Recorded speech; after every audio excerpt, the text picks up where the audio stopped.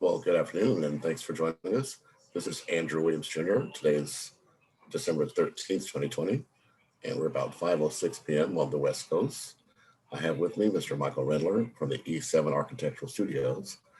I'm representing the Edfu Foundation, which is a member of ECOSOC.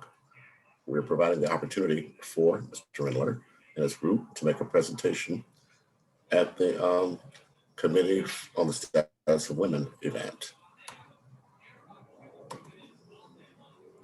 As you can see, the priority theme for this year will be women's full and effective participation and decision-making in public life, as well as the elimination of violence for achieving a gender equality and the empowerment of all women and girls. The review theme is women's empowerment and the link to sustainable development. So with that, Michael, I'm going to allow you to share your screen. Should you so share? Oh, here's Terrence as an observer. Okay, stop share. So I'm going to allow you to share your screen, Michael, if you so choose, and I'm going to turn this over to you. Okay, sounds good.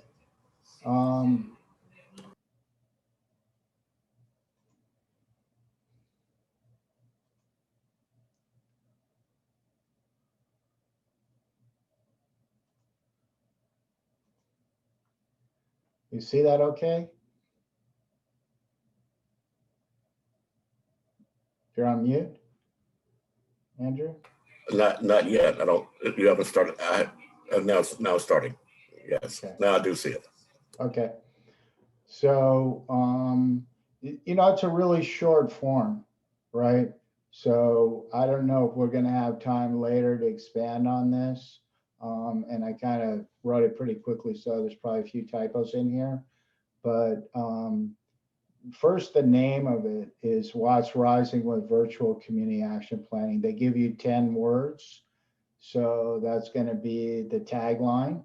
And even though the whole project isn't doing this, when you read the description, you're going to see that it brings the complete conversation into the presentation. So a report on a multi-million-dollar collective impact model.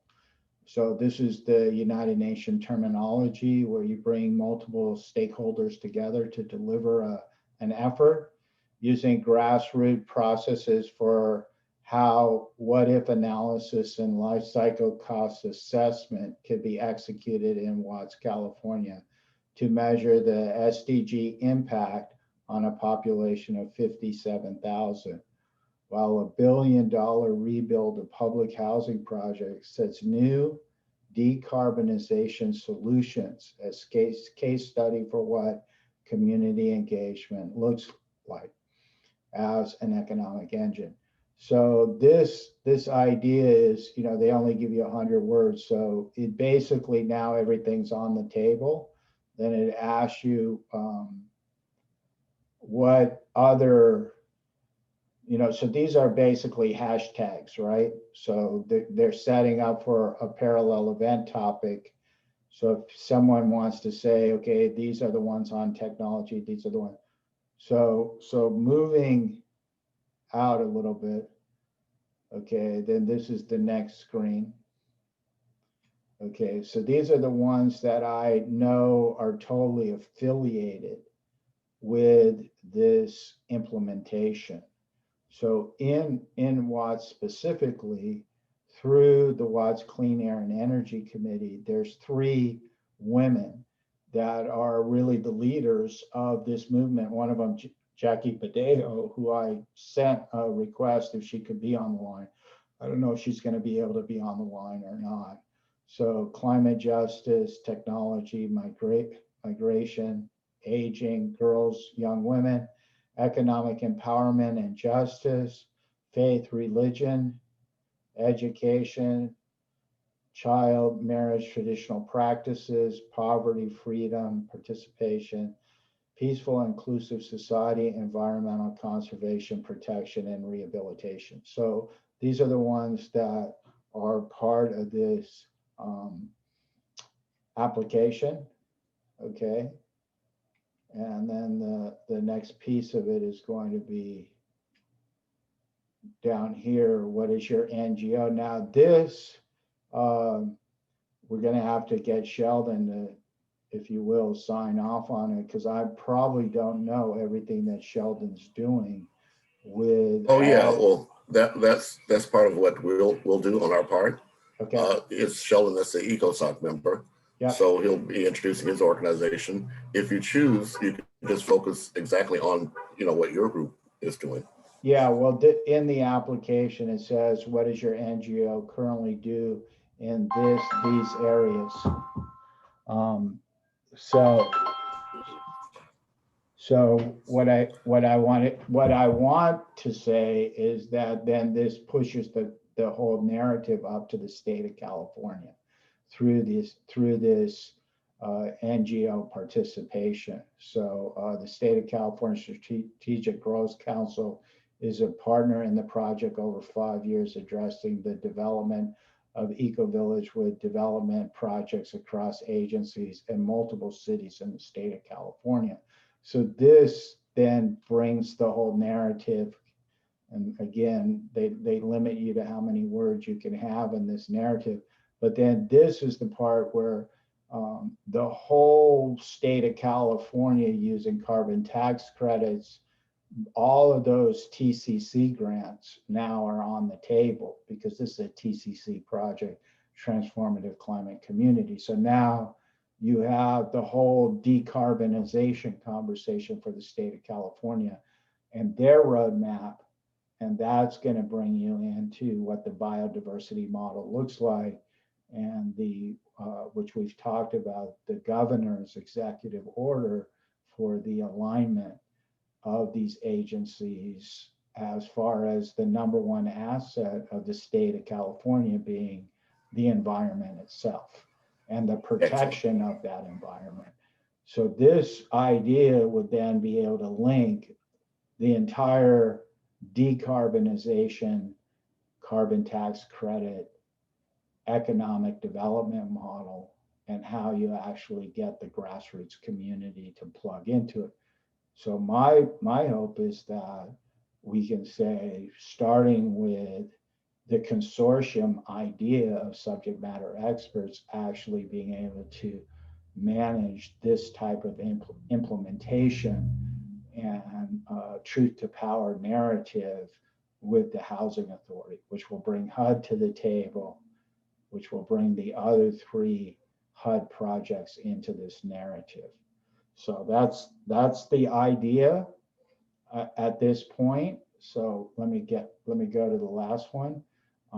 So the date, I set it for March 17th, which is St. Patrick's Day, if you don't know that. And it just happens to be my son's birthday. And he's going to help me put it together. So we talked about, for good luck, we'll do it on your birthday. 4 p.m. Eastern Standard Time, 120 minutes. He's been very instrumental in a lot of these new products that E7's pushing out with its integration into the game engine, and how the game engine can integrate into the geospatial data set. So this thinking of us having an opportunity to show the whole picture of the engagement, we can start now actually putting together a production script and think through carefully who the interview should be and how we can actually tell this story that we've been working on for the last 3 years in a pretty rigorous way. And this is what we would expect a TCC project to look like, in terms of really being able to include the community because of the multi-million dollars that are going to be coming into this population that's the most significantly impacted by the toxicity of the environment itself, which is documented in the mapping science called the EcoScans. So that's pretty much it. We'll coordinate a translation, and I figured this is the next most popular language, Spanish. So that's all I have. And then if you have comments or other things we should be putting into here, feel free to edit. It's not like you can't edit the document because you're going to be the one who's going to submit it, or at least Sheldon is. Yes, well, thank you so much. Yes, I got my screen back here. That's been about a 15-minute presentation. I'm just going to end this recording after I give credits. And just for the record,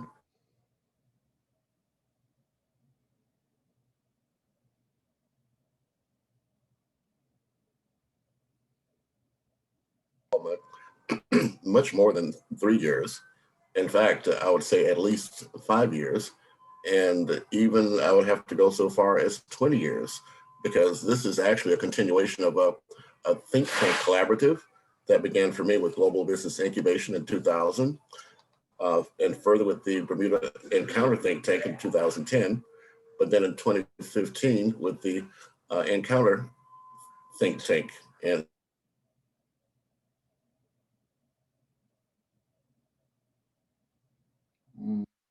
I think you locked up. Yeah. technology is only great when it works. So I'm going to briefly share my screen and then I'm going to end the recording. So first, thanks of all to Professor Marcela Oliva at Los Angeles Trade Technical College. She is in fact the driver of the most recent Encounter LA iteration. And then of course, we want to thank Michael Rendler and the E7 Architectural Studios. And then we want to thank all of you for joining us. So thank you so much. This is Andrew Williams Jr., brought to you by both the Edfu Foundation and TRN.TV, the Revolution Network.